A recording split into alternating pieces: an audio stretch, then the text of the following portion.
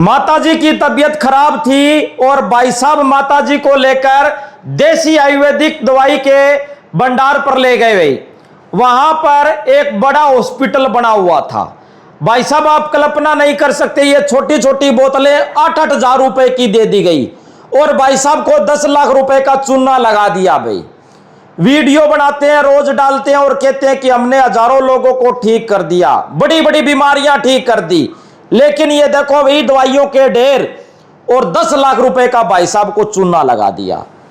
भाई साहब नमस्कार, राम राम। नमस्कार भाई साहब। कहाँ गए थे आप? हम कुरुक्षेत्र गए थे जी। किसके पास गए थे? ये मनीष आचार्य का सेंटर है जी, जीना सिको शुद्धि हिम्स के नाम से। आपको तो लूट लिया। बिल्कुल लूट लिया जी, क्या करें। कैसे लूटा आपको? बस अब भरोसा कर लिया, इनके वीडियोस देखे थे फेसबुक पे, व्हाट्सएप पे।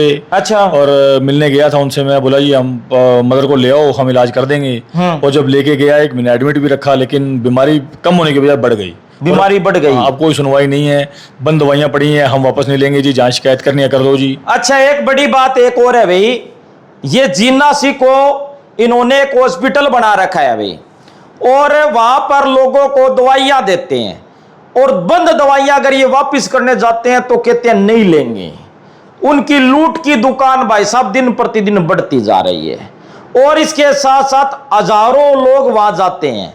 भाई साहब कोई ठीक ठूक भी होता है क्या? देखो जी, होता है या नहीं होता, मेरा एक्सपीरियंस तो ये भी, मैं तो 2-3 पेशेंट लेके गया था। हाँ। मेरी मम्मी को लेके गया तो उनकी बीमारी बढ़ गई। हाँ। मेरी बुआ जी को हमने बुलाया था, हिसार से हैं वो। हाँ। तो वो 12-15 दिन इलाज करवाने के बाद बीच में भागे, वो इतने बीमार हो गए थे वहाँ। हाँ। कि मतलब हमें लगा वो शायद नहीं बच पाएंगे बेचारे। हाँ। लेकिन वो एलोपैथी में गए, सर्विस हॉस्पिटल में इलाज करवाया। हाँ। आज वो भगवान के दया से ठीक है।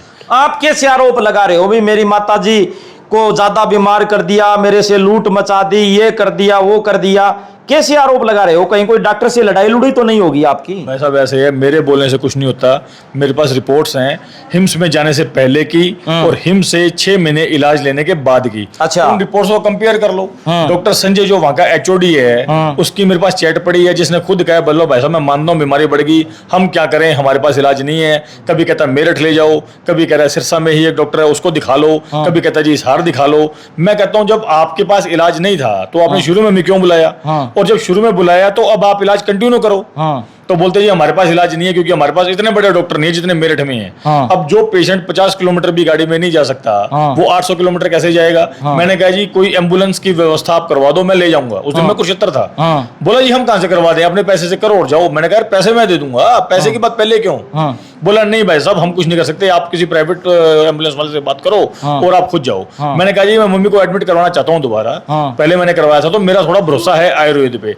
तो उसका रिप्लाई था जी इस बार अगर दोबारा एडमिट करवाने आओ तो पैसे थोड़े ज्यादा लेके आना। ये बात मेरा फोन पे रिकॉर्ड है, मैं झूठ नहीं बोल रहा हूँ। लेकिन जब बीमारी बढ़ गई थी, मम्मी ने मना कर दिया था, बोली बेटा मेरे को वहां इतना परेशान किया गया है, रात को 11 बजे जगा देते हैं, सुबह 4 बजे जगा देते हैं, ना टाइम पे थेरेपी है, ना टाइम पे खाना है, ना वहां पे साफ सफाई है। तो बोली बेटा मैं तो नहीं जाऊंगी। तो आपको बता दूं भी, जीना सीखो भाई, ये भाई साहब है, ये लोगों को जीना सिखाते हैं, लेकिन वहां पर इनको लूट लिया, 10 लाख रुपए लूट लिए, महंगी महंगी दवाइयां दे दी और माता जी वहां परेशान हो गए भी, और परेशान होकर यहां आए हैं और कहने लगे कि हमें लूट लिया भी, भयंकर तरीके से लूट लिया। और लूटने के बाद में इनको यह भी कह रहे हैं कि पैसे वापस ले लो, चुप रहो। लेकिन ये कह रहे हैं भी हम चुप नहीं रहेंगे, मेरी माता जी पहले थी उसी तरीके से ठीक करके दो। यही बात है भाई साहब? मेरा ये कहना है जी उनको, पहले मैंने उनको कहा जब मैं गया था माता जी को लेके, तो कहा था जी हम नाड़ी चेक करके बताएंगे।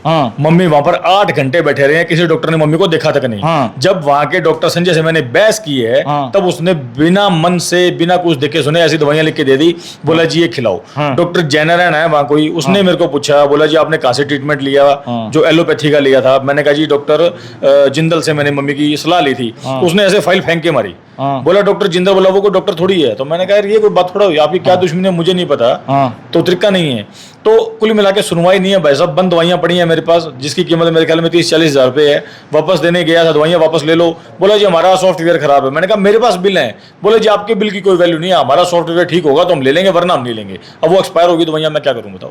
देखो भाई, 30-40 हजार रुपए की दवाइयां पड़ी है, वापिस नहीं ले रहे और इनसे 8-10 लाख रुपए ठग लिए। माता जी कितना परेशान कर दिया आपको? बहुत ज्यादा, बेड पे लग गई मैं तो एक किस्म से। पहले ठीक थे? हाँ पहले ठीक थी। हाँ। थोड़ा बहुत इधर उधर घूम लेती थी, अब चला ही नहीं जा रहा। इतना दुखी कर लिया उन्होंने, हाँ टाइम पर कुछ नहीं होता था। ना, कमाल ही होगी भी, कुछ नहीं होता था।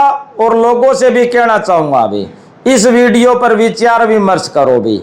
कमाल की बात है भी, जीना सीखो। इनको कहा गया भी आपकी माताजी को बिल्कुल ठीक कर देंगे। प्योर आयुर्वेदिक चीजें, पुरानी राजा महाराजा जो पद्धति इस्तेमाल करते थे, पुराने जमाने में इलाज होता था, उसी तरीके से हम इलाज करेंगे और आपकी माताजी को बिल्कुल ठीक कर देंगे।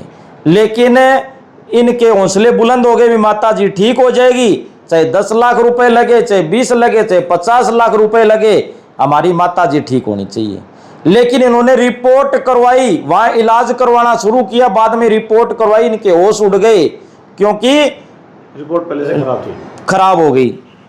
जब मैंने उनको कहा भी रिपोर्ट खराब है, मैं मीडिया में जाऊंगा, तो डॉक्टर संजय ने, जब मैं उनसे मिला था कुशेत्रा, तो उसने मुझे कहा था भाई साहब कहीं भी चले जाओ, हमारा क्या बिगाड़ लोगे, हमारे पास मोदी का भाई इलाज करवाने आता है। मतलब बाद में, पहले पैसे वापस देने की बात थी, जब मैंने मना कर दिया तो वो लोग धमकी पे आ गए। अब मोदी का भाई करवाता होगा भाई इलाज, मुझे तो नहीं पता।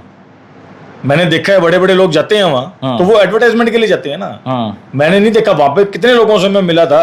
एक बुन्ना से था वहां, उनको लंग कैंसर था, मैंने उसको पूछा था, नंबर नहीं है मेरे पास, बोला भाई साहब मैं दुखी हो चुका हूँ। एक हिसार के पास जहाज पुल एरिया है हिसार में, वहां की एक लेडी मेरे को मिली थी, उनके हस्बैंड को प्रोस्टेट कैंसर था। वो बेचारी जेवर बेच के या पता नहीं क्या क्या बेच के वहां से आई थी, और 6-7 दिन बाद मेरे को बोली भाई साहब मेरे पति को तो ये मार के छोड़ेंगे, आपका एक्सपीरियंस कैसा है। तो मेरे को तो वहां कम टाइम हुआ था, तो मैंने कहा जी अभी मैं कुछ नहीं बोल सकता, लेकिन आप इलाज करवाते चलो, उम्मीद पे दुनिया कायम है। लेकिन 7-8 दिन बाद वो भी परेशान होकर वहां से भाग गई थी। हम लोग भी जान छुड़ा के आए हैं, और मेरी बुआ जी भी वहां से। भाई साहब देसी इलाज के चक्कर में पड़ गए और 8-10 लाख रुपए का घाटा खा गए। अब कह रहे हैं भी मेरी माताजी को उन्होंने और ज्यादा बीमार कर दिया।